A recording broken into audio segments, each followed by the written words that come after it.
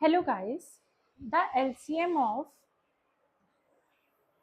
960 and 240 is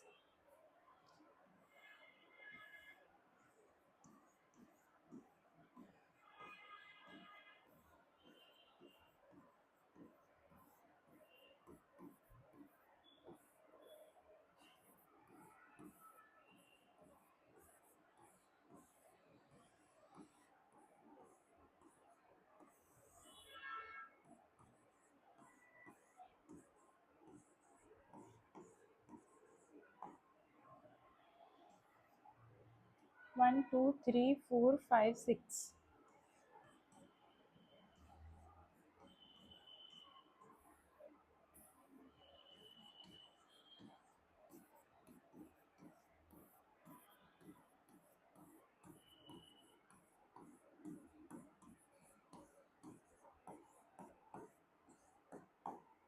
1, 2, 3, 4. LCM में आपको जो पावर है वो मैक्सिमम लेनी होती है हर फैक्टर की। जैसे मान लो 2 एक फैक्टर है तो उसकी हाईएस्ट पावर आपकी 6 है, इसलिए 2 की पावर 6। 3 की पावर दोनों में सेम है इसलिए 3। 5 की भी पावर दोनों में सेम है इसीलिए 5। तो इसे अगर हम सॉल्व करेंगे तो ये 960 आ जाएगा। तो इट मीन्स इसका करेक्ट आंसर है ए।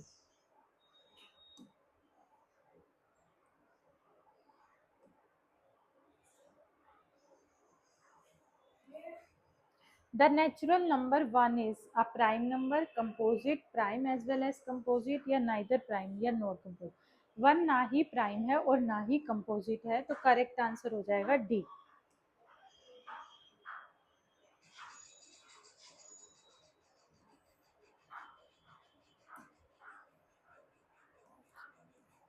For any natural number n 5 raised to the power n it ends with the digit। किसी भी नेचुरल नंबर पे 5 की पावर n जो है, n वहां पर हम कुछ भी रखें लेकिन एंड रिजल्ट क्या आएगा।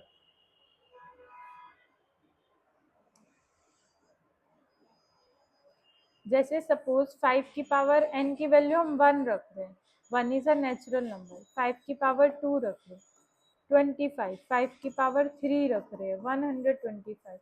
तो जो एंड की डिजिट है वो हमेशा 5 रहेगी, तो इसका आंसर होगा बी।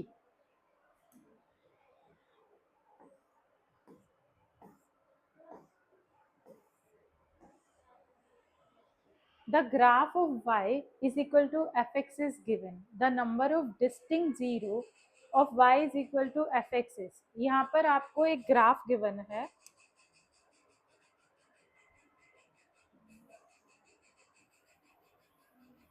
इस ग्राफ में जो डिस्टिंक्ट जीरोज हैं, यानी कि how many different zeros, distinct मतलब कितने अलग अलग तरीके के जीरोज यहाँ आएंगे।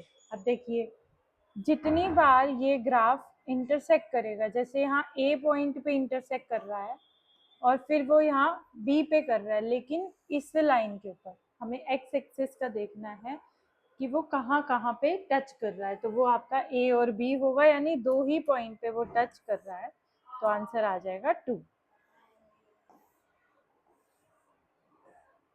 If alpha and beta are zeros of the polynomial fx is equal to px square minus 2x plus 3p and alpha plus beta is equal to alpha beta, then what is the value of p। यहाँ पर आपको एक polynomial दिया हुआ है,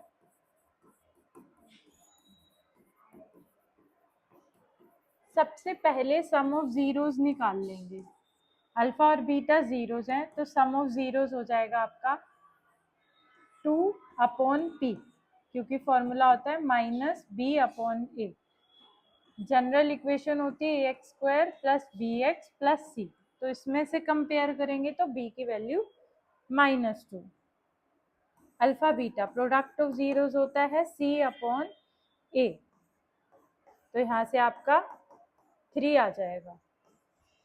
then वो values हम put कर देंगे alpha plus beta equal to alpha beta में। तो आपकी इक्वेशन क्या गिवन है, alpha beta is equal to alpha beta. Alpha plus beta की वैल्यू आई है 2 अपॉन पी, और अल्फा बीटा की 3। तो यहाँ से आपका आंसर आ जाएगा p इज इक्वल टू 2/3। तो आपका करेक्ट आंसर होगा बी पार्ट।